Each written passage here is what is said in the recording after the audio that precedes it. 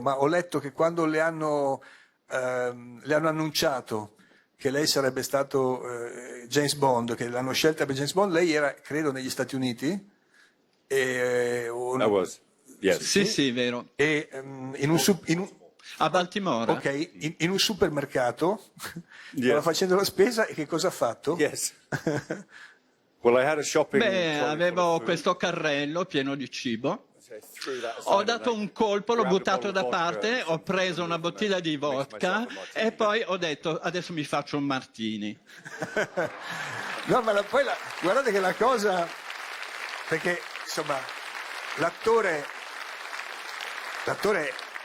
come sapete gioca, fare l'attore è un lavoro, certo, ma è un gioco, si dice to play, recitare, no? in lingua anglosassone, quindi è un gioco meraviglioso, ma la cosa incredibile è che il signor Craig era legato al segreto, cioè non poteva dire a nessuno che era stato scelto, quindi pensa che frustrazione, uno avrebbe voluto dire al mondo, oh sono io, e invece niente. Yeah.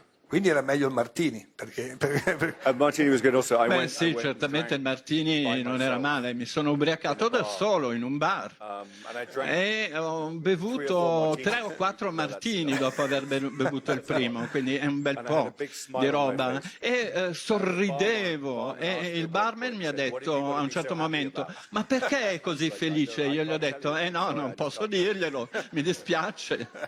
ma tra poco lo capirà pure lui. Yeah. Yeah. Lei ha cominciato a fare